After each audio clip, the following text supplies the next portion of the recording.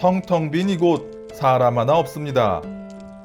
이곳은 경북 청도의 소싸움 경기장입니다. 국내에서 유일하게 소싸움이 상설로 진행되는 이곳. 평일에 와보니 이렇게 텅 빈 채 사람의 그림자 하나 찾기 어렵습니다. 선배님들 안녕하세요. 기러기 아범 기범이 인사드립니다. 오늘도 구독과 좋아요 많이 부탁드립니다. 주차장은 차 하나 없이 정막만 감돌고 있고 경기장 출입문은 굳게 닫혀 있습니다. 경기장 앞에 광장과 상가시설은 마치 유령 도시 마냥 텅 비어 있습니다. 소싸움은 오직 주말 이틀에만 열리기 때문에 일주일 내내 평일은 이렇게 텅 빈 시설로 남아 있습니다.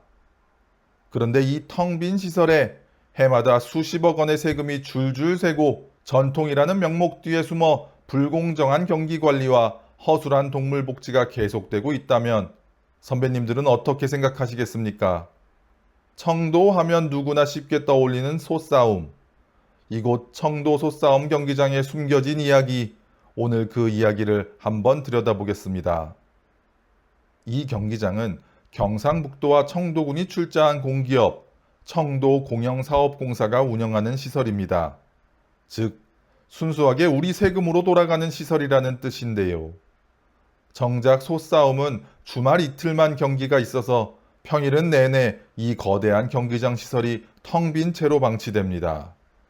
세금으로 지은 대형 시설이 일주일에 겨우 이틀만 제 역할을 하는 겁니다.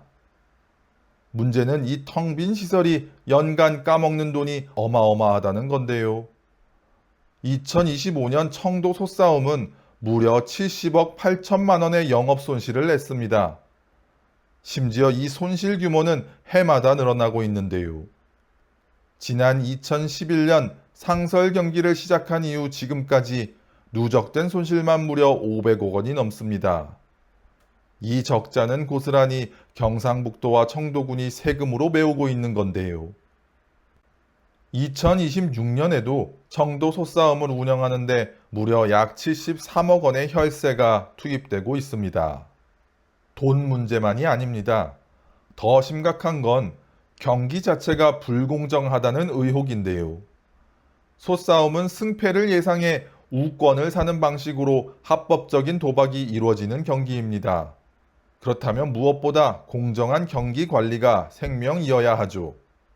한 국회의원이 지적한 내용에 따르면 경기장 직원이나 관계자의 가족이 싸움소를 직접 보유하고 있는 경우도 있고 심지어 직원과 관계자들이 승리할 소를 미리 예상한 족보를 만들어 몰래 배포하는 부정행위까지 저지른 것으로 드러났다고 하는데요. 도박판에서 심판이 직접 결과를 미리 알려주는 것과 다를 게 없는 셈입니다. 동물 학대 문제는 더 충격적입니다.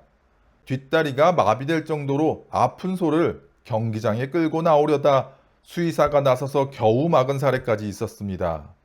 소들이 통증을 느끼지 않고 계속 싸우도록 진통제와 자양강장제를 투여하는 일도 흔하게 벌어지고 있다는데요.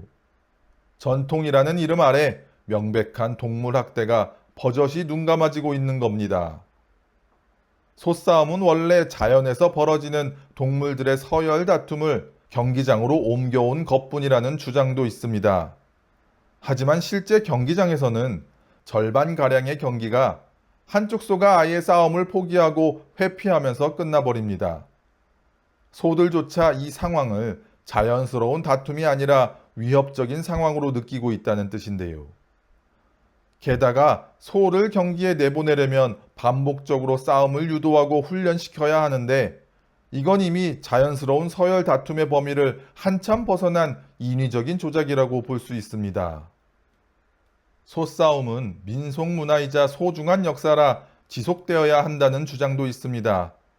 실록에도 기록된 문화인데 소싸움이 없다고 해서 후손들에게 이 문화와 역사가 남겨지지 않는 것은 아니지요.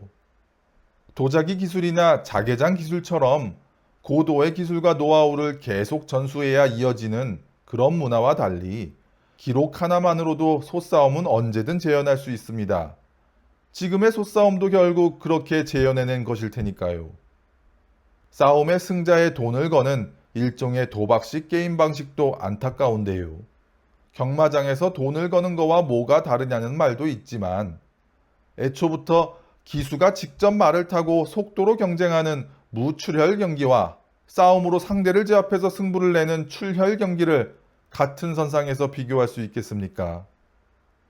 관광 유발 효과가 있지 않느냐는 지적도 있겠지만 관광객이 와서 밥도 먹고 숙박도 해야 관광 유발 효과가 있는 거겠죠. 이런 소비를 주로 하는 관광객들은 보통 가족 관광객이나 커플 여행객일 텐데요. 아이들을 데리고 여행 온 가족 관광객이 몇 명이나 이 소싸움을 보러 오겠습니까? 커플 여행객이 소싸움을 보러 오겠습니까? 외국인 여행객들이 굳이 소싸움을 보러 여기 찾아오겠습니까? 소싸움은 연간 큰 손해를 보며 혈세로 충당하고 있는 사업인데 관광 유발 효과가 있다느니 하는 주장은 허무맹랑하기만 합니다. 투우 경기로 유명한 스페인과 포르투갈에서도 투우에 대한 논란이 계속 이어져 왔습니다. 그들은 전통이라는 이유로 무조건 투우 경기를 지키기보다 동물복지 기준에 맞춰 방식을 일부 바꾸거나 아예 없애는 방식으로 변화하고 있는데요.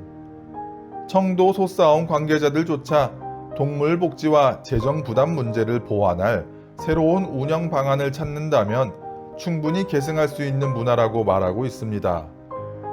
그렇다면 그 방안을 서둘러 찾고 실행해야 할 책임은 다른 누구도 아닌 바로 지금 이 사업을 운영하고 있는 그들 자신에게 있는 건 아닐까요? 오늘 영상은 여기까지입니다. 선배님들의 구독과 좋아요, 따뜻한 댓글 하나가 기러기 아범 영상을 완성시킵니다. 공감이 되셨다면 구독과 좋아요 많이 부탁드립니다. 오늘도 함께 해주셔서 감사합니다.